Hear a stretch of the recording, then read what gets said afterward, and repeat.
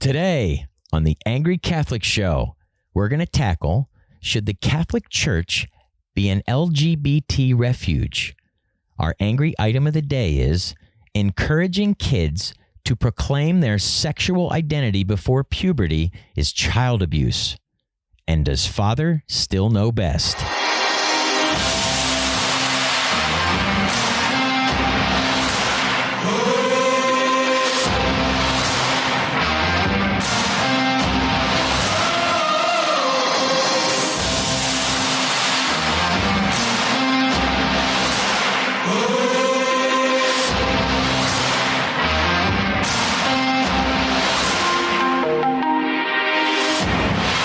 Welcome. You're listening to The Angry Catholic Show.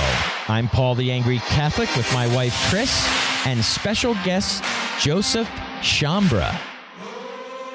Now, you can listen to us on iTunes, iHeartRadio, Podbean, Google Play, and Spotify, and find us at theangrycatholic.com. Don't forget to leave us a rating so others will find us. In 2013, my children were put in harm's way by my bishop.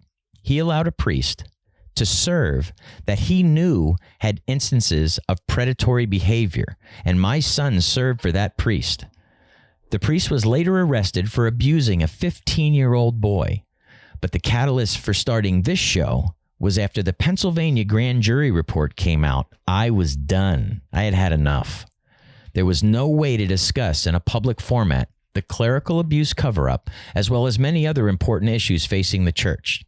Now, if you're concerned about these issues, it's very important for us to share this information with everyone. Now, Kris and I, along with a group of supporters, publish this show for free. We have not asked our listeners to sign up or donate, so I want to ask for your support by sharing this show. You can email it, post it on social media, text somebody, or tell somebody about the show. If you don't share this information, you can't possibly expect things to change. So I thank you in advance for sharing. So here we go. So Joseph, thank you very much for joining us today. Thank you. Thank you, Paul. And I just want to let everybody know that Joseph Scambria has written extensively concerning the real-life issues of pornography, homosexuality, and the occult.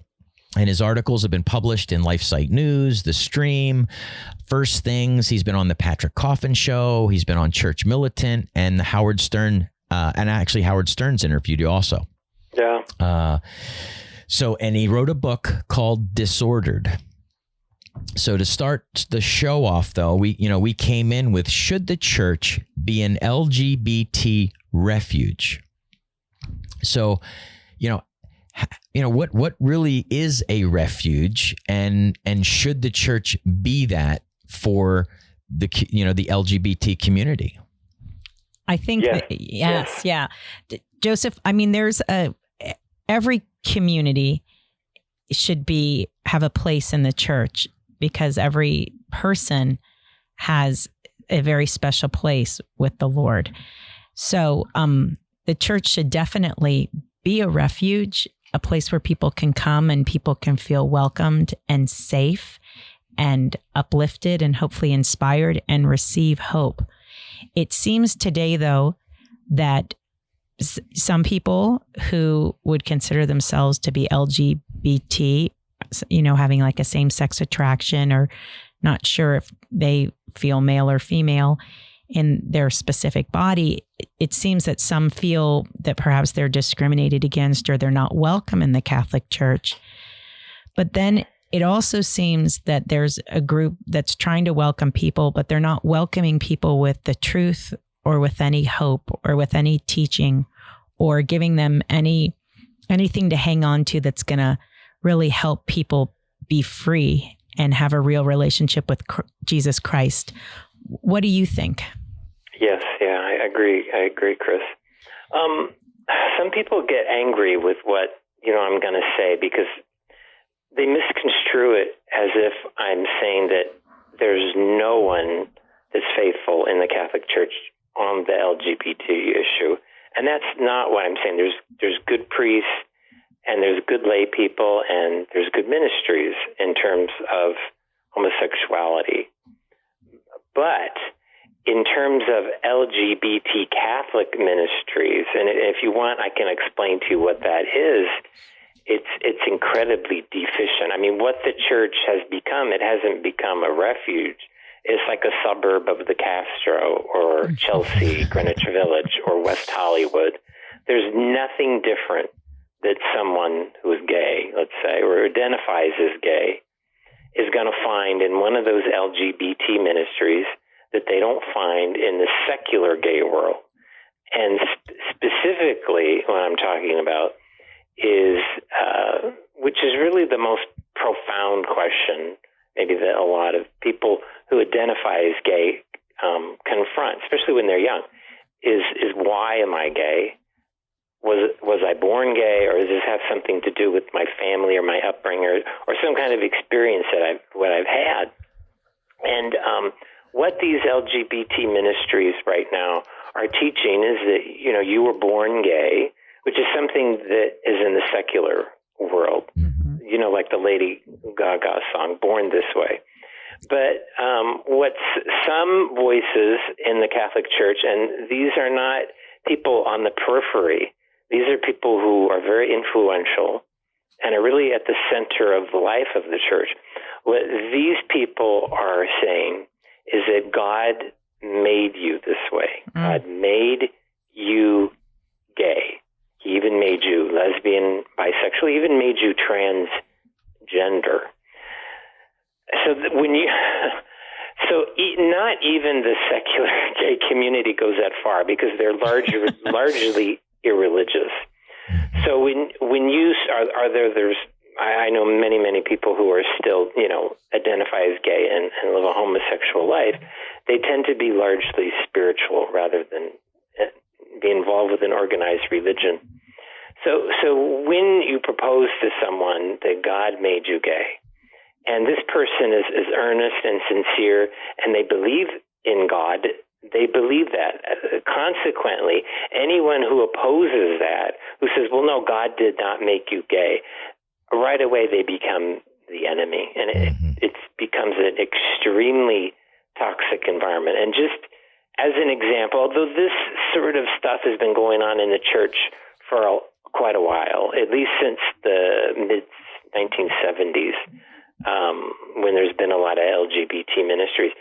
I mean, for lack of a better example, I mean, James Martin has made it very clear that he believes that homosexuals were born that way, with that proclivity. Now, that goes directly against what the Catechism states, which clearly states that although the homosexual person themselves are not, you know, being that way is not a sin, but that proclivity is sets you up, you know, as it's an intrinsic evil to have those sort of desires. It's not a sin, but it's wow. So, but by going along that line of thinking that God made you gay, I mean, if you, and I understand wanting to affirm someone and not make a person feel horrible, or that somehow you're a broken mistake, or, you know, because God doesn't make mistakes and he doesn't make people who are a mistake. Precisely, right. But if we follow, I feel like, and tell me if I'm wrong, but if we follow down that line of thinking, then, you know, if I happen to be, say, like a woman whose, you know, father wasn't as involved or had never felt affirmed by a man, and I have a really hard time, and I'm, you know, go from relationship to relationship. I can never be without a man. I'm always using that, you know, sexual act with a man to try to feel affirmed, you know, because I didn't get it from my dad. I mean, then you could say, well, God made you that way too. God made you that way. Like, and don't we as Catholics believe that, like, who we're attracted to, or who we desire, may have a desire to have a sexual relationship with, whether we act on it or not, like, that's not our identity, is it? Like, our identity is as a child of God, and our orientation, like, every one of us is oriented to want heaven. Right. That's what's sort of unique about the whole LGBT issue, that it, and I don't want to get ahead of myself, but which makes it difficult to discuss. Because, for example, if you know someone who has a problem with alcoholism, you can talk about that in a more detached way, about the way that their alcoholism is affecting other people and affecting themselves. But they shouldn't take it so much personally. But I mean, homosexuality is an identity. So if you want to talk about the homosexual activity, it's indelibly linked with their identity. So when you talk about the activity, they take it very personally, as opposed to like somebody who has an alcohol problem where perhaps they can talk about their drinking separate from who they are. But you can't, and that's part of the problem with the church, people, I shouldn't say the church, but certain people in the church really driving home that identity issue, and that's what they're doing. When you're saying you're born that way, well, of course, that's part of my identity. It's not just something that I do; it's something that I am. And I mean, Martin has said that it's something very integral to the person. So where do you start from that point? It's almost it's very difficult. They have made it more difficult. I mean, getting back to your question about is the church a refuge, it is not right now. Right now, it's just a massive ball of confusion and facilitating, and priests that really are in the ministry and shouldn't be. Sure. Because I don't know what their problem is, because either they're personally conflicted or they have some other issue, because they're not at all staying with the teachings of the church, which says that homosexual activity is disordered, and the inclination itself, this is what I was trying to say before, the inclination itself is a problem. Sure. Is a problem. Now, how does someone like a Father Martin, and I just had this question, personally also, because I've thought about this, is, not too long ago in the psychological textbooks, like homosexuality, if I'm not mistaken, was considered by the medical community a disorder. Am I correct on that? Yes, I've done papers on this. Oh, okay. 1973, which everybody remembers for the year of Roe v. Wade, but also in 1973, the APA, which was the governing body of American, psychology, they declassified homosexuality as a mental disorder. So it was no longer considered a mental disorder, and the history of that is convoluted, and you don't want to get into it. But I mean, there was no new science that had proved it. That was the 70s, and the gay liberation movement was really getting going, and they pressured the APA into dropping it. So they didn't even post the reasoning behind it, like the science or reasoning behind it? No, it was just literally just... Exactly. They didn't. Wow, I didn't know. Because all of at that point, but even it's much more difficult now to do that sort of research. But at that time, all of the studies were showing that it was largely an issue of childhood trauma, abuse, neglect. It wasn't biological. And, there have been scientists and some scientists who are very capable and very talented and very renowned in their fields who identify as gay. So the only reason I mention that is because they have a motive for finding the gay gene, and they've been looking for years and they've never found it because it doesn't exist. Wow. Do you think that part of the push to take the activity that someone's taking part in and integrate it into someone's identity, so concretely, like you were saying, so it makes it hard to have this discussion, do you think some of that might be in reaction to the fact that there for so many years has been a lack of charity, though? And I'll give an example. I obviously believe marriage is between a man and a woman, but we had such a push to oppose same-sex marriage, and we talked about how it's going to hurt the culture and it's going to tear marriage apart. Meanwhile, the majority of marriages breaking up are heterosexual couples. And really what struck at the heart of marriage was no-fault divorce when it came in.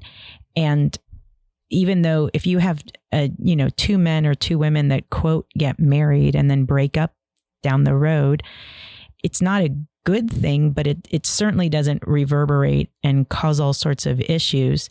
It doesn't have the same pain or impact as if you have a man and a woman get married, create a family, and then break up their marriage. I mean, that affects their children. It really affects the community. And yet we seem to sometimes want to pin all the ills of the world on someone struggling with same-sex attraction and then engaging in that behavior. And I just wonder, do you think that could be some of like why we've created this almost fortress, like, no, this is an identity and the activities together and it's integral, because there's just been, I guess, a lot of finger pointing and a lack of charity in the past? That's interesting. I don't know. I'll answer it this way. When, I came out in 1988, which is one of the worst times to come out, it was really, really the peak of the AIDS crisis. So it was not cool to be a gay guy then. I mean, there were people who would not shake a gay man's hand for fear of catching AIDS. So, I mean, it didn't have the mystique that it has now. It wasn't considered brave and heroic like it is now. Not really. No, it wasn't. No. I mean, I came out because I felt like I needed to, and I wanted to stand in solidarity, with specifically the people who had HIV or had died of AIDS, and I wanted to do that. But no, you were a bit on the outside. Yeah, you were. So at that time, there wasn't that strident, like, I'm gay or I'm LGBT, I'm gay, I'm lesbian. It was a bit different because some of those people that were still around, they hadn't all really died off, were the people from the 60s and I was in San Francisco. So, the people involved with the free love, movement, and they weren't so concerned about who was gay or who was straight because they kind of wanted to. And this is where it became so odd that the gay people later embraced marriage, because at that time they didn't want to have any of those categories. I'm not gay, I'm not straight, I don't want to be married, I can have partners, I don't need a piece of paper, I can sleep with who I want, I can be with this person, that person. It was very different. And then I think as AIDS progressed, I think especially gay men, I think it was extremely traumatizing because, people right now are traumatized by the coronavirus, and it's nowhere near the people who died of AIDS, which was a very, very small community, the gay male community, about 2% of the population. You had hundreds of thousands of men dying. So I think it scared people rightly, and I think a lot of people found comfort in the identity, in the community, and it just became very, very strong and embedded in them. And I know for me too, because I kind of went to gay more as a bisexual man, but then as I went along, I very much identified with the community as really my family, I guess. Right. And because I didn't have a church and I wasn't close to my family, so that was it. And a lot of young people, I have to say, when they go to the LGBT community, a lot of them go there from a point of loss. There's a lot of trauma and abuse in the past, and studies have been done in this. I'm not just making it up, and it's not all just anecdotal. But, for example, almost half of men who identify as gay were sexually molested by someone of the same sex as a child. Almost half. Now, in comparison, straight men, it's only about 7%. So that's a huge, huge difference. So a lot of these young people are looking for something. And when they find what they think is acceptance and love and camaraderie in the gay male community, of course, that identity, you're going to embrace it and really integrate it into your life. I don't know if that answers the question, but no, it's interesting because, like I said, I just think there's been so much polarization that it's important to kind of hear the stories and understand where people are. I think Christians are large. I haven't met many Christians who are like what they would say is homophobic. I think in general Christians are, I mean, you always see the people with the placards, the placards that like pride and, God hates, the FAGs, but that's very, odd, I haven't seen complaints from, that's why I think, it's a false meme when someone like James Martin says that, no one is more discriminated against in the Catholic Church than the LGBT community. I mean, I would say it's really the opposite. Nobody's been more embraced, and it's falsely embraced in the church than the LGBT community. I mean, you don't see AA, meetings at Catholic churches, but in any large city, you have LGBT ministries at every single one. Well, wouldn't you think most people, today, and maybe it's just my experience is aren't really concerned and don't really care if somebody's homosexual, where it was, many years ago that maybe that was a real hot button. But it just seems to me that most people, like, they don't really care if somebody's, homosexual or gay. I think today. A lot of people also don't know, and unless somebody has a lot of outward sort of affectation. Okay. But, that's why, again, these priests who are really pushing the LGBT agenda say that so-and-so has been discriminated against and so-and-so's this has happened. Well, that usually is the case when a person is usually an employee of a Catholic school or a Catholic parish, really makes a point to come out as same-sex married. And then there tends to be an issue. But I've never seen anyone discriminated against because, like I said, most people would not know unless you proclaimed it. Oh, exactly. Well, and I think too, in this day and age, it's not as if people are being refused communion, for any reason. It's Absolutely. not as if the only time that became an issue was like with the Rainbow Sash people because they made an issue of it. Exactly. And that's the other part of it is that when you're going to, push an agenda and make an issue in the church, you are going to come up against some resistance. Hey, we're even finding that out with doing this show. Even if you're trying even, to fight for the church and her teachings, they're very uncomfortable when you do that. That's for sure. How do you think we have a church then that is a real refuge? I mean, you've been doing this a long time. Yeah, too long. A long time. Too long time. I mean, I know there's the Courage Apostolate. Right.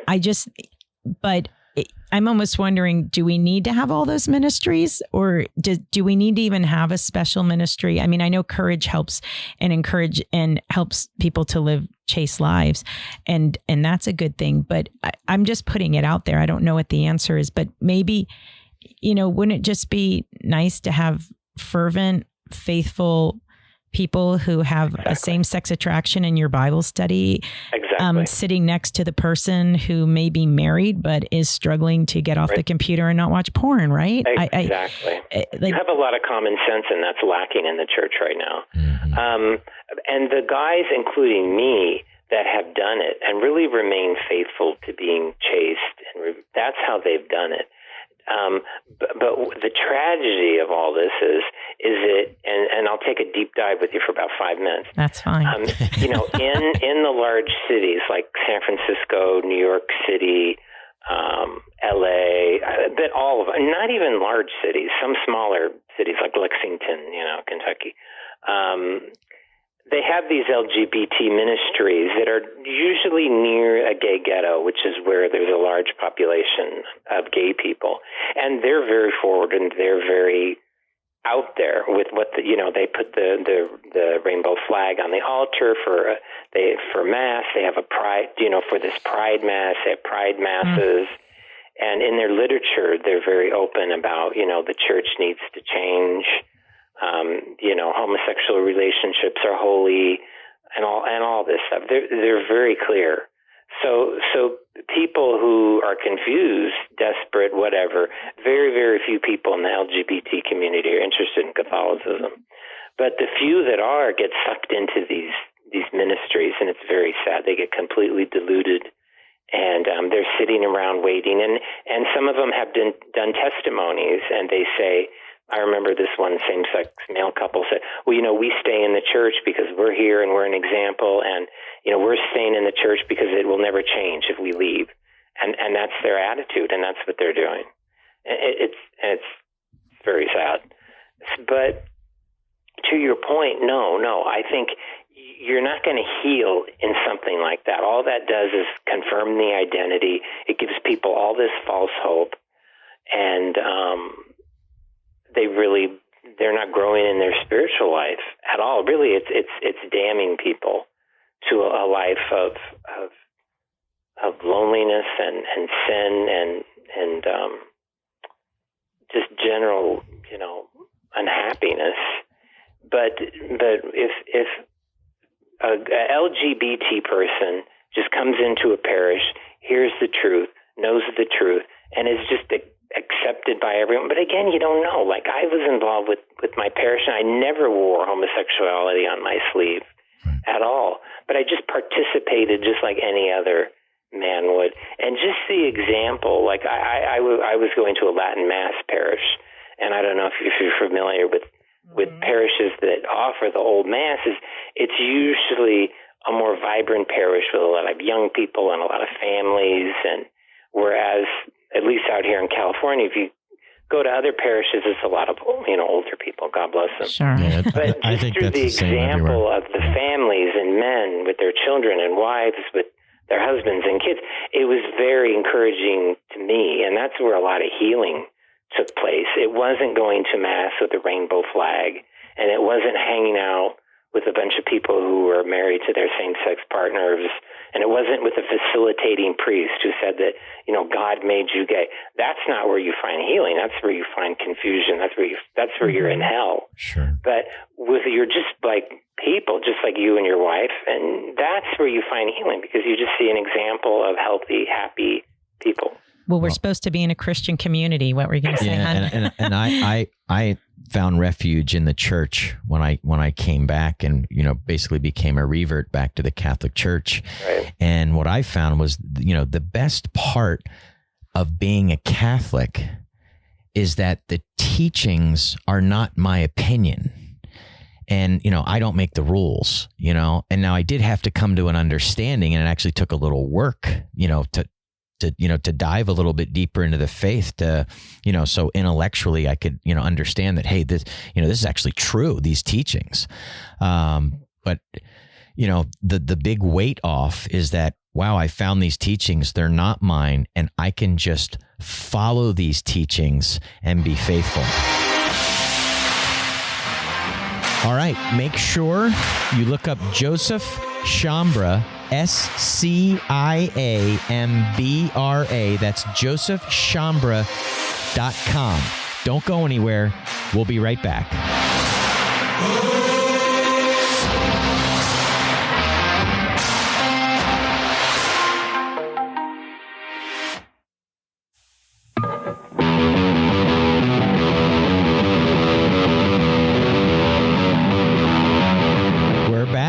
You're listening to The Angry Catholic Show. I'm Paul the Angry Catholic with my wife Kris and special guest Joseph Scambria. So now for our angry item of the day, and I'm probably not even qualified to be talking about this one as far as in detail, but that's why we have Joseph Scambria on today. Our angry item of the day is encouraging kids to proclaim their sexual identity before puberty is child abuse. Now, I'm a father of 7, so it's not like I have zero experience here. But I mean, I just got to think that, little kids, and I've had many little kids now, not to mention, other families that we know and in our own family and cousins and nephews and nieces and now grandkids. Yeah, now we have grandkids. Yeah, that's scary. But it just seems to me that to encourage, a child, let's say 8, we'll just pick an age, 8, to proclaim their sexual identity when I can't even for the life of me think they even know what a sexual identity is at 7, 8 years old. I don't know. Well, they don't, and I think we're pretty open with our kids. It sounds crazy to me. That's why I'm struggling here. We're open, but I'm trying to think if we had a 7 or 8 year old at that age who even understood sexual activity or things like that. Like, they're still so young at that age. I mean, I think if adults talk about it and put it there, they start to maybe think about it. But I just think of our one son. Somebody was saying to him, he was probably only like 4 or 5. Oh, great. And there we go. And they were saying, how are you? You're so smart. You want to be a lawyer. You want to be a doctor. You want to make a lot of money. And I was getting irritated because I didn't want my child being, brainwashed to be materialistic or something. And I'm getting ready to say something as a mom because I'm so upset. And for some reason, God was so good and made me wait for just one more second. And they're saying, you want to be a doctor, you want to make a lot of money, you want to be in this or that. And the little kid said, no, I don't want to be any of that when I grow up. You know what I want to be? And we all turned to see like, ooh, what do you want to be? And he says, I'm going to be Batman. And he was serious, and don't tell him he wasn't going to be. And this one still, I think sometimes thinks he's Batman, but he's older now. But the point is that, you think you're all sorts of things. And when you're little, and to put that on a child when, gosh, they should just be, I don't know, learning to fish and running barefoot through the grass in the summer if they can, and getting dirty, and not have that on them at that age in their childhood. It seems abusive. What are your thoughts, Joseph? Yes.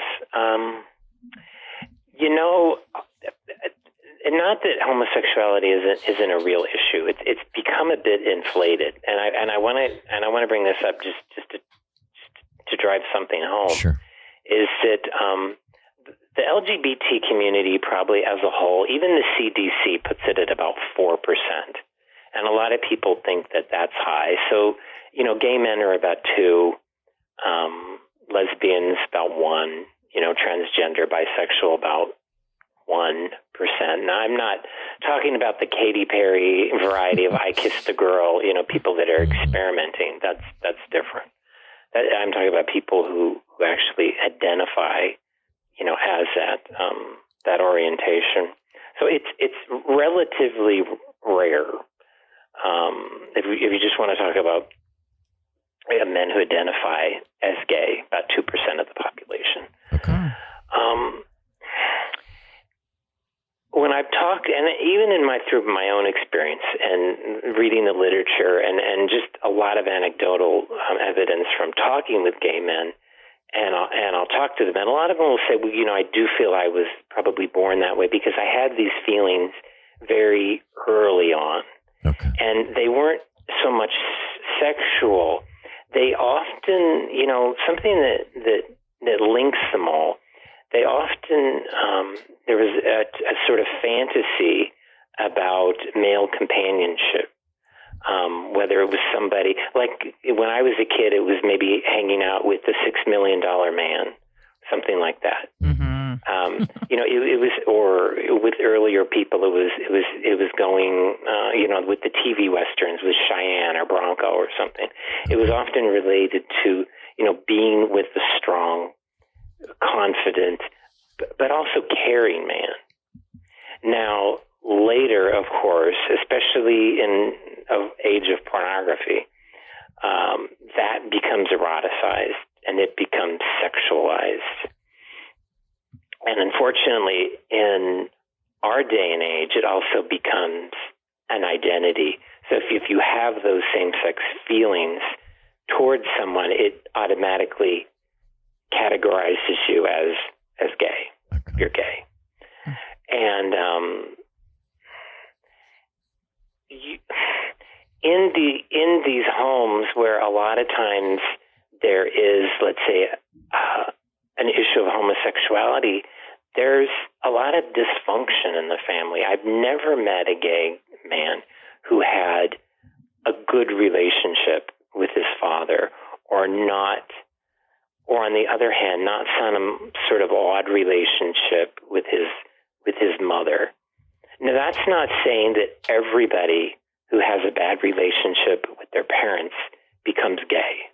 Mm-hmm. Because then almost everybody would be gay. Because I've had straight guys come up to me and say, I had a terrible, terrible, horribly abusive father, and I'm not gay. But again, that's why I started out with the percentage of the population that is gay.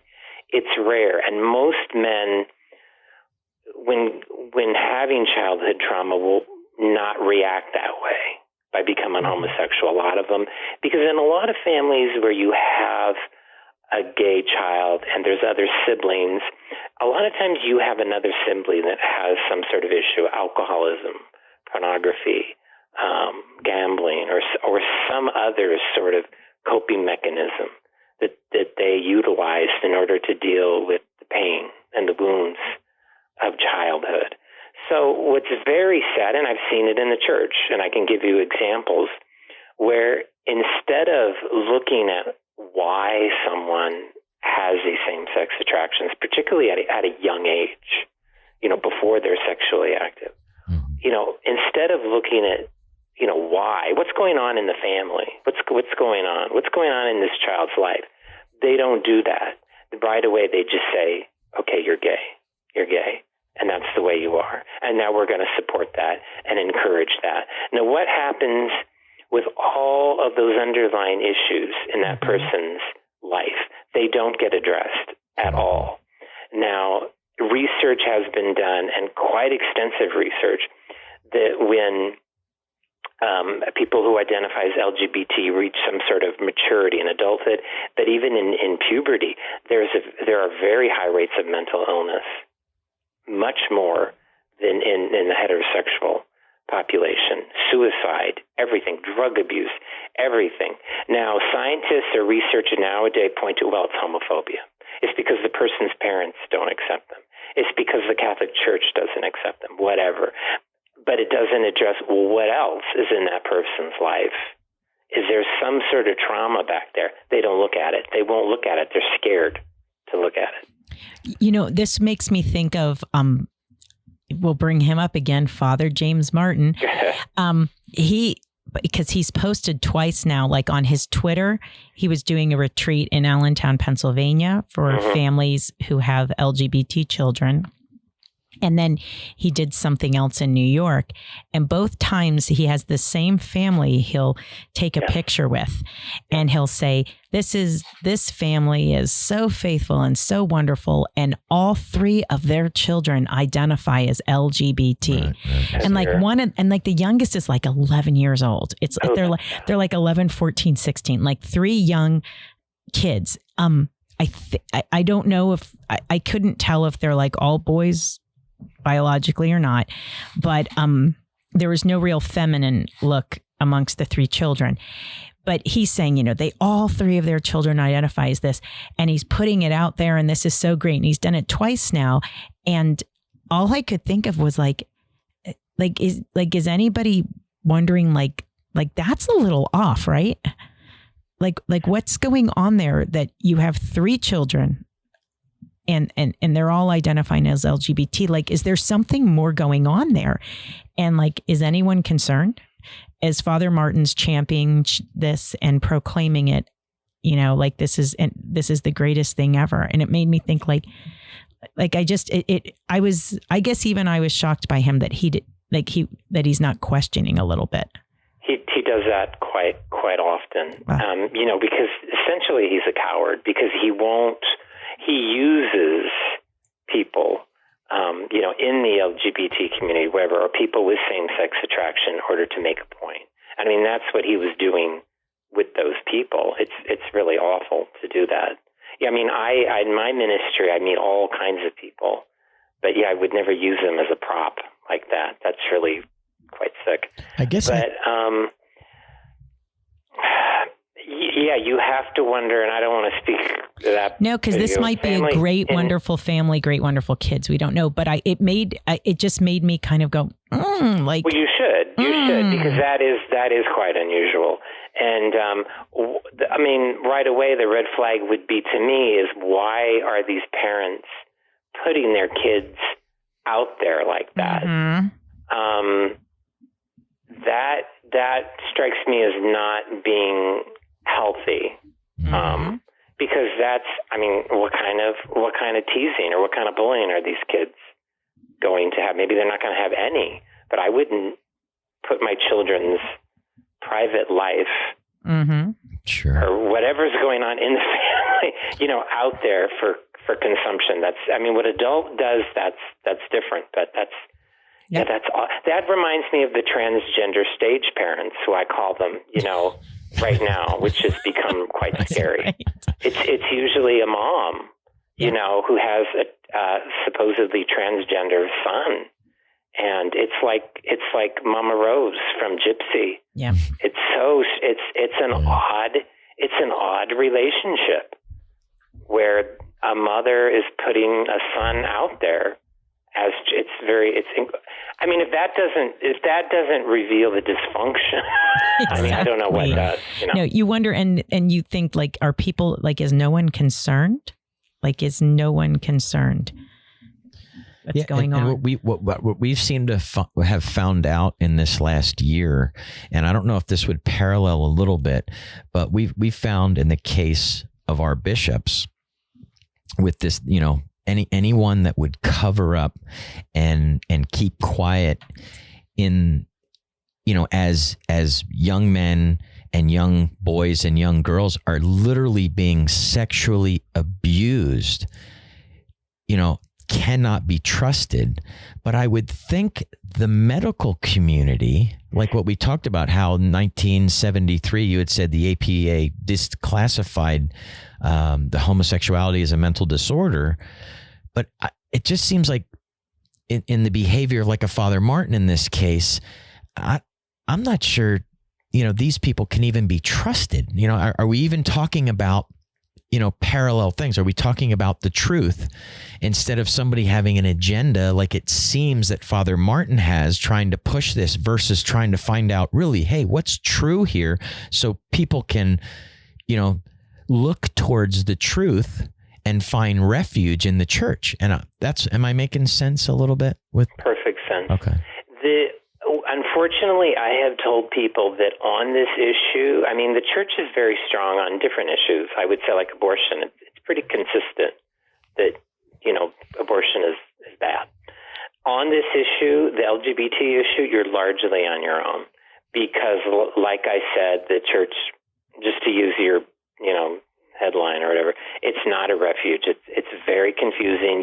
It depends on what church and what priest you talk to. You're going to get a lot, because I found that out when I came back to the church in 1999, because I didn't know.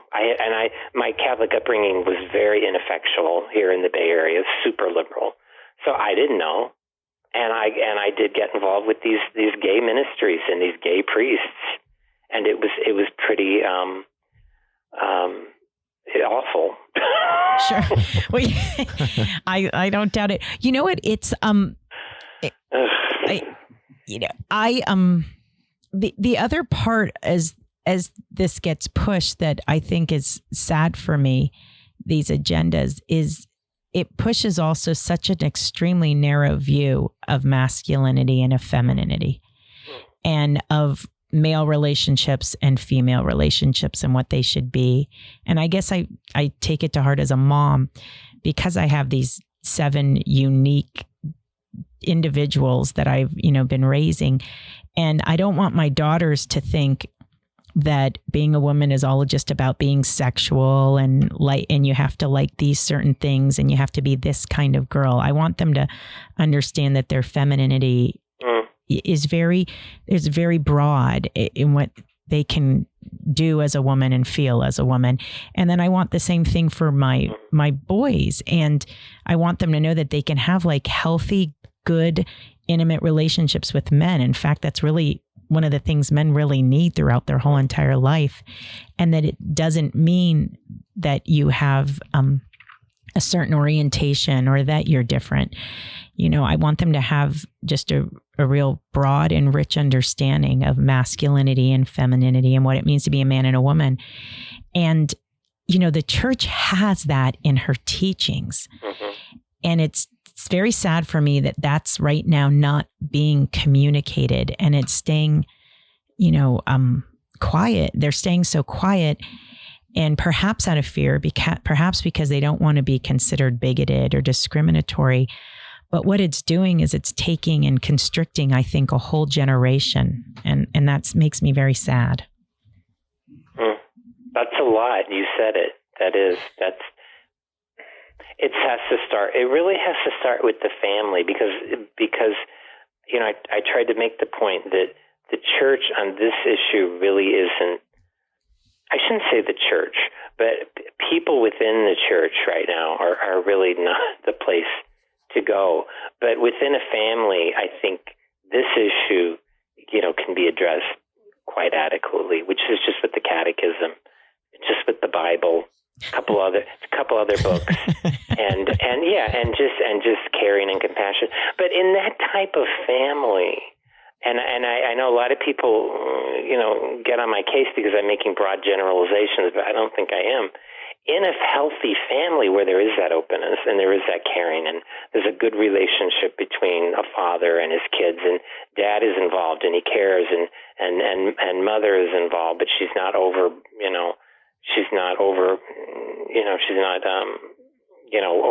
involved, or a helicopter parent or whatever. This issue's not going to arise, but it's in the dysfunctional families where it does, and that's unfortunate. So. Yeah, and I think no matter what, we have to be able to talk about these issues. All right, and remember, you can find Joseph Scambria at josephschambria.com. That's SCIAMBRA. Don't go anywhere. We'll be right back.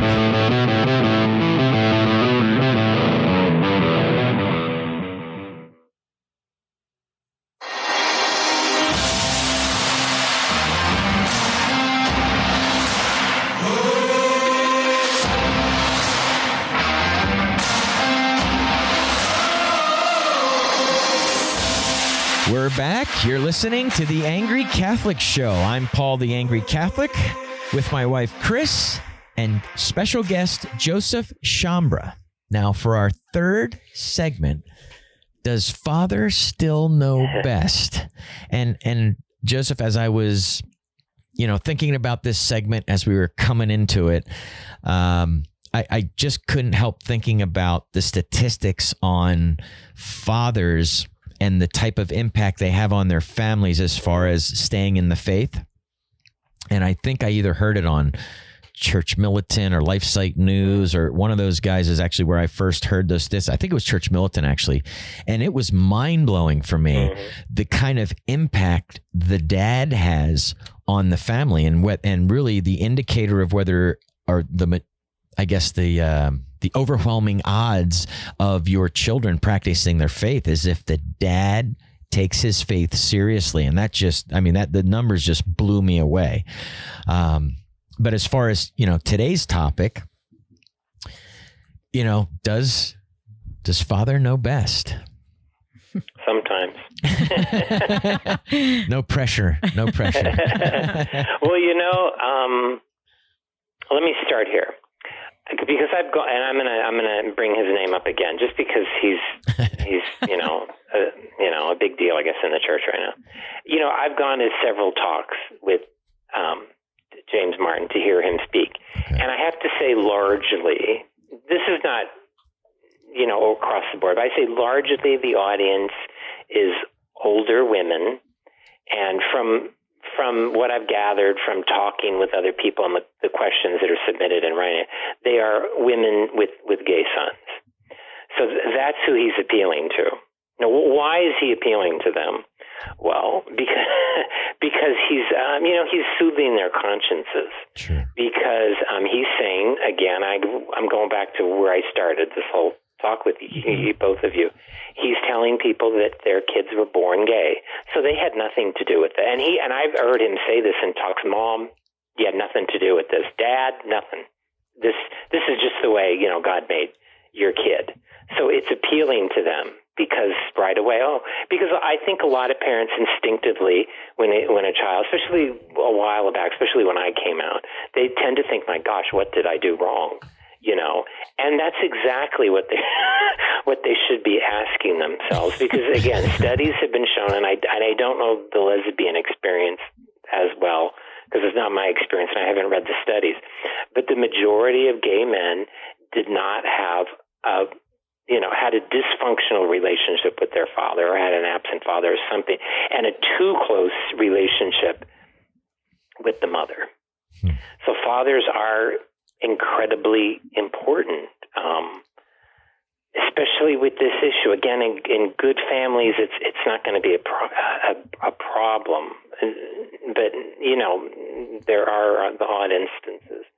But where it gets scary, especially where the church is involved, because like me, when you have a young boy who is for whatever reason, neglected by their father, abused by their father, has an absent father, has a disinterested father, whatever, there's that loss. A lot of times a young man will go in search of a strong male figure in their life. And sometimes, and I've met boys from these type of bad families where the dad, whatever, and some of these boys, God bless them, they met a coach or something at high school and they got involved in sports or something, and it was a good influence, and that boy was not gay. But other times, and this happened to me, I trusted a priest and the priest abused me, and that does happen, and that happens, and it happens just with young men who go looking into the gay male community for a strong figure, and they don't necessarily, and I think most of the time they don't want to have sex, but it ends up that way because they're looking for somebody to love them, and they end up getting abused. Wow. With a father, and it seems like today, especially, that we have so many fathers that aren't even in their children's homes because they're not together, the parents.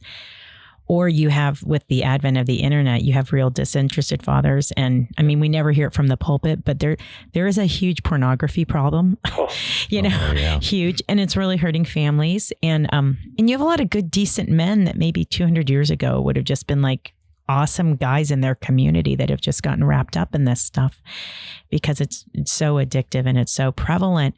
So it makes me wonder for this next generation, like we have all these young boys that don't have their fathers really present and raising them, and then to count, and then on the other hand, you have a message being sent to boys about don't be male, don't be like a toxic man.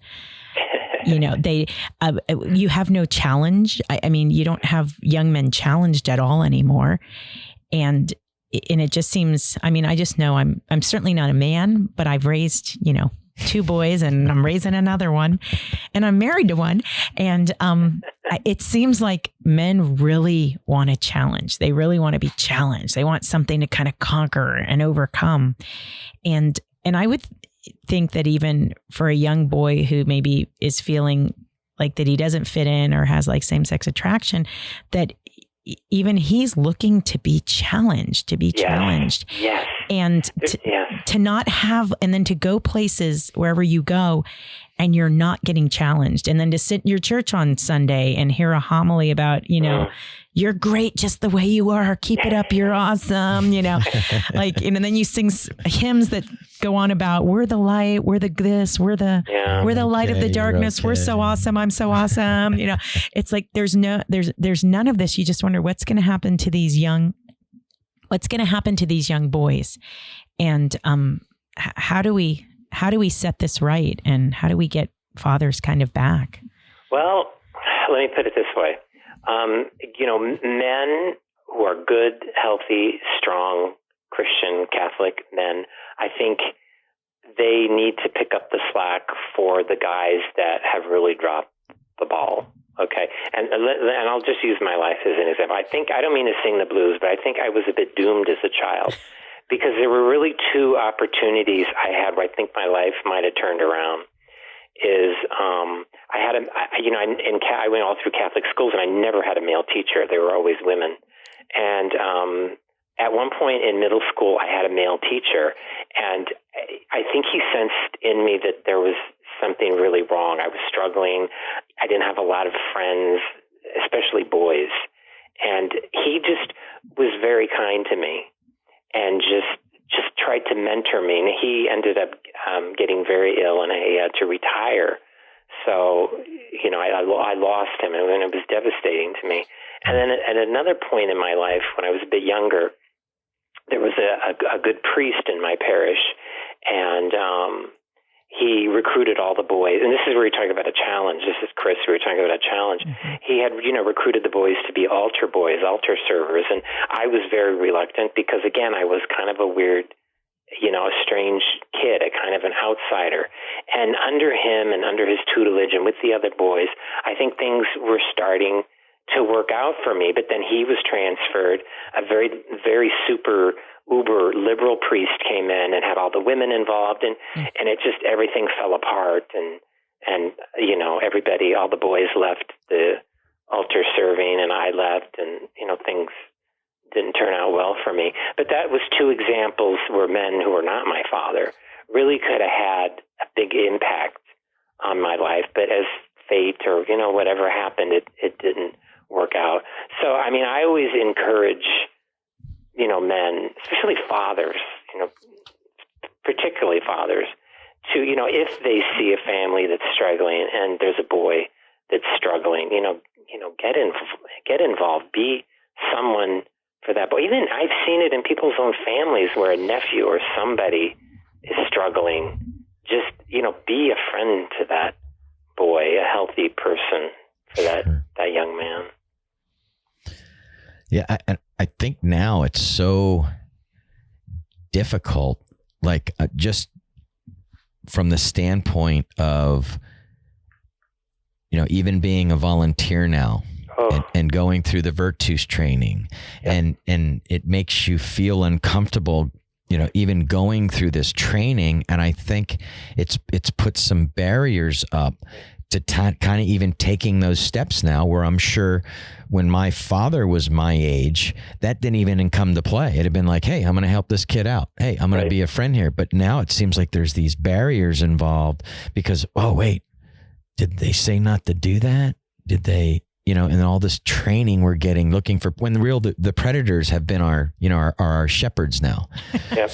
So really we shouldn't even be going through this, because it's, as far as I know, I don't think I've heard of one case yet that it actually stopped. Abuse has not really been a lay problem. Yeah. I don't blame men for being ambivalent or reticent about, because that's a concern. Sure. Am I going to be falsely accused? If I'm trying to help a child, especially a child that's troubled. Sure. But I don't know. Those fathers would have to make that decision. Start with just their family first of all. I think also we've gotten rid of any organization for young girls and young boys that allows for older women or older men to mentor. Yeah, the altars, the boys was a great thing, but that's been lost. Oh, so and the Boy Scouts is done for now. Oh, that's terrible. But there is encouragement because some Catholic men have taken up the cause and are forming sort of their own sort of scouting groups. And that's great for like a group of fathers to get together and have that. So it's away from mom and away from the sisters, because I never had that. When you're a boy and you grow up kind of strange and funny, you end up clinging to your mom and more to your sisters, and then it cascades and it gets worse and worse and worse. So. Well, that's one of the consequences too that I don't think the women realize, because with altar servers that are girls and extraordinary ministers that are women. And lectors and secretaries. They run the whole church. It goes on and on and on. But what I don't think they realize the outcome of that is men are gone. Pretty much. Boys are gone. Yeah, you find them at the old mass, but which is where I kind of found a bit of salvation, because again, this is the Bay Area. A lot of the churches and the masses were just too gay, and I had kind of done gay. I been there, done that. I just don't want to do that again. And sure, I did find a refuge there. I know not everybody can. I don't, but that is a good place to go. Sure, and to see that, and it's funny, you're saying this, and we've had other guests on, and it's like a common theme. And our Father Anonymous talks about that Latin Mass. That's where it's at. That's where it's at. We're hanging on. We go to our Novus Ordo. Partly, we really have. We're very. 10 minutes away is our parish, and we're very blessed to have a pastor who's, ex-military and a really good guy, and so we do it, but there are moments, because where you're again, I'm having to sing about how awesome I am, and I'm I'm kneeling for communion, and I'm receiving from like this extraordinary minister, when there's like 12 people in the church, and you're like, this is painful. That's not cool. But I go to the Novus Ordo often. It's a priest that says the Mass ad orientem. Oh, wow. So that's awesome. So I'm really, really spoiled. But I just, it's difficult. And priests, I've never been really super critical of priests, except like somebody like James Martin. I mean, I've been more critical of bishops because I think the buck certainly stops with them. Paul found his kindred spirit. I think priests a lot of times don't have, it's kind of like the way the family has gone. Fathers in the family have become deadbeat. Not all fathers, for goodness sakes. But we're having this homosexual problem because I think fathers have dropped the ball. And then I think bishops are not being fatherly. Sure. And so priests don't know what to do. Yep. So it's a mess in society, in the church. There's exceptions like Bishop Paparaki, who I've met, and he's just he plays hockey. He's just an awesome, but he's not a tall guy. He's not a bruiser. He's kind of a short guy. Okay. But when you talk to him, it's just the truth. He tells the truth. Sure. He loves you, and that's what the church is. That's what the church should be. And the church, a lot of these people that are involved, like James Martin and these LGBT news, are very patronizing. And I've talked with him, and he feels that people in the gay community don't want to hear what the church teaches because they've been traumatized enough, which is true. Some of them have been traumatized, but gay people are just as capable as anybody else, and they can hear the truth, and then they can make their own decisions. Yeah, isn't that insulting though?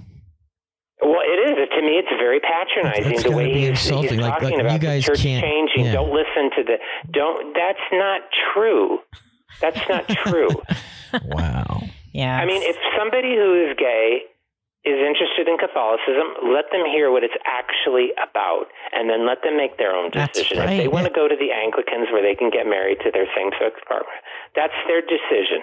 But don't change everything, and don't play all these games that they're playing. I don't like that. It bothers me a lot. Yeah, and Joseph, that's kind of all we want. And like I said, we've been immersed in this for over a year now. That's all we want is the truth, whether it's coming from our bishop, coming from our priests. Just give the truth. That's exactly. That's and all as an we're looking adult for. with the gift of reason and free will, right? Then make up your own mind. we will discern. Thank you. That's all. Exactly. That's all I want. That's all. But they won't do it. They won't do it. They won't do it. And they don't realize that takes away they're trying to take away someone's dignity because they won't. I mean, that's the long and short of it. I have a question in the family. You know, as I'm hearing you talk about the mom, I'm thinking like, oh gosh, you know, because as a mom, I'm, you know, definitely involved, and I can totally understand if you have a kid that doesn't fit in.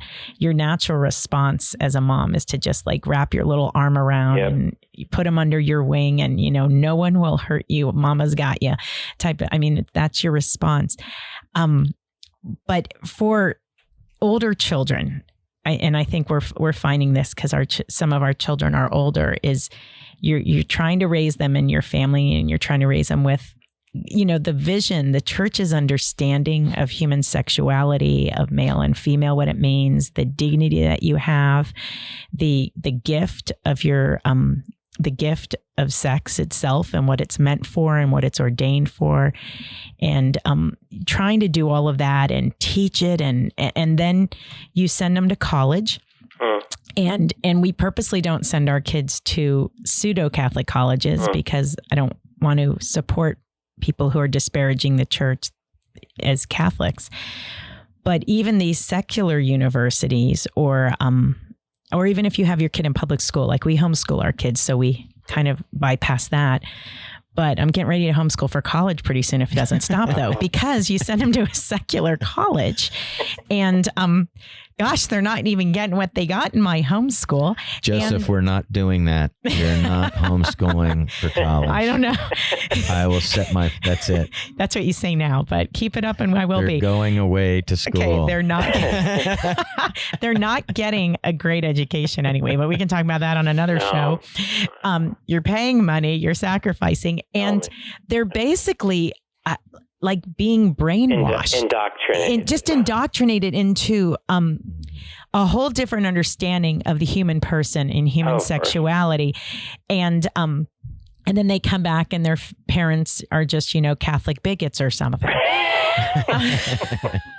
Well, you're talking to somebody that went to UC Berkeley. Okay. I was already messed up by the time I got there. But yeah, it's true. It is a lot of indoctrination. It depends on what field you're in. The sciences are still a little better, but the humanities, oh my gosh, forget it. Honestly, I'm going to tell you, having someone who's in the sciences, who shall remain nameless. No, he's gotten a whole earful there, you know. Oh dear, that's not cool. Yeah. Okay. So, what was your question, Kris? So I guess my question is, just as because you go out and you evangelize and you do so much work, and you're definitely close and involved with the gay community, how should we approach as we're talking with our kids and trying to teach them what are things that should be said, what are things that are just going to set people off?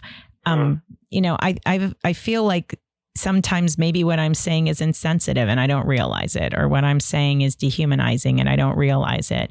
Like because you think that, you're probably not. I bet you're not. You're not doing that. It depends on the age. I mean, with older kids, I've been criticized for my book as being a bit too blunt. But I wanted to make it clear, just on because the Catholic Church really upholds natural law. And just from a natural law perspective, I mean, just talking about my life and male homosexuality, it just does not work. It doesn't work. It's so fundamental. I mean, you don't have to get into the studies about how there's mental illness and there's higher rates of STDs and all these different cancers and everything, which is important. But it fundamentally is a revolt against nature. Therefore, it's a revolt against God. And I realized that in the AIDS era when I just saw people dropping. And I was like, this is just a massive revolt that completely failed. It failed. Well, Joseph, is there a way then, and I know we were talking about within our family, and I kind of want to wrap up with a thought from you possibly on, how do we then engage somebody without coming across that way then? Is there like a, somebody that identifies as LGBT? Yeah, absolutely. Or that's sympathetic. Right. Okay. Or an ally, they call it. An ally. Correct. Yeah. It kind of just starts like what I was saying about fathers. Just be a good example, be friendly, through you and your wife, you're an example of good, wholesome, healthy, heterosexual Christian relationship. And that did more for me, I would say, than talking to any priest.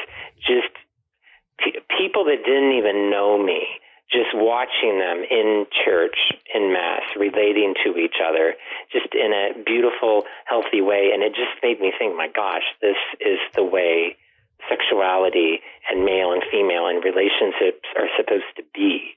And it's just so wonderful. And seeing it with children compared to what I experienced in the gay world, which was just just completely messed up. So, just starting that way, but then you can't be like a doormat. You can't you have to have some kind of boundaries.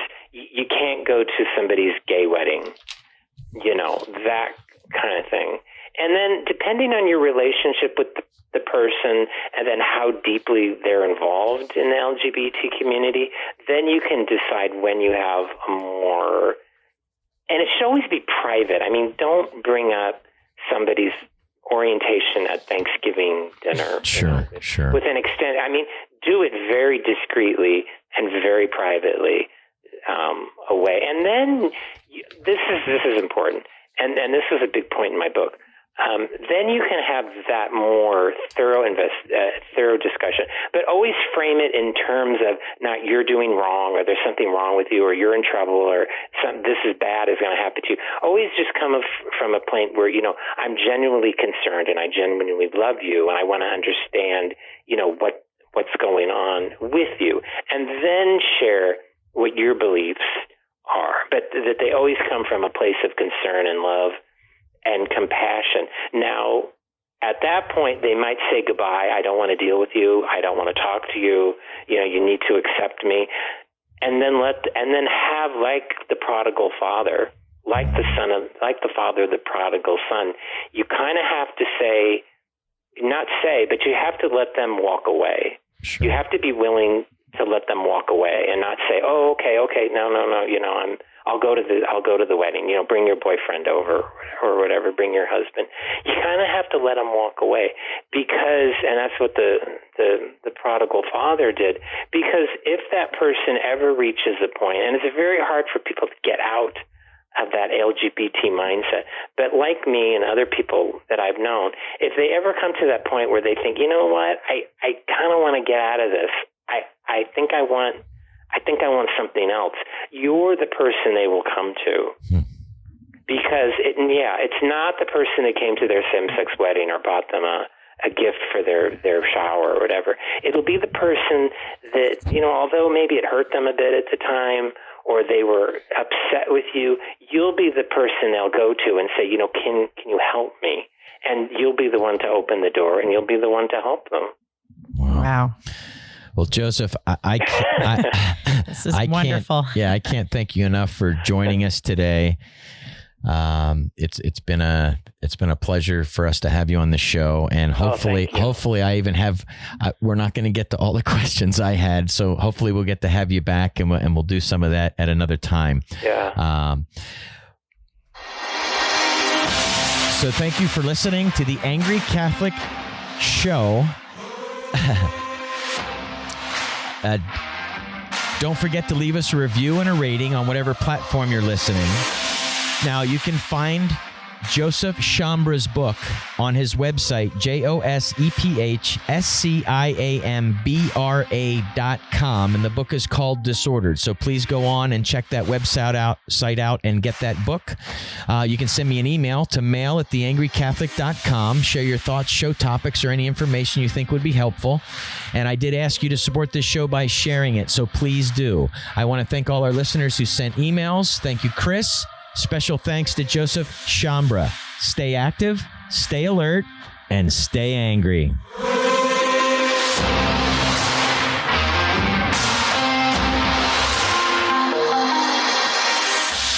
This has been a production of Dumb Ox Media, Inc. All rights reserved.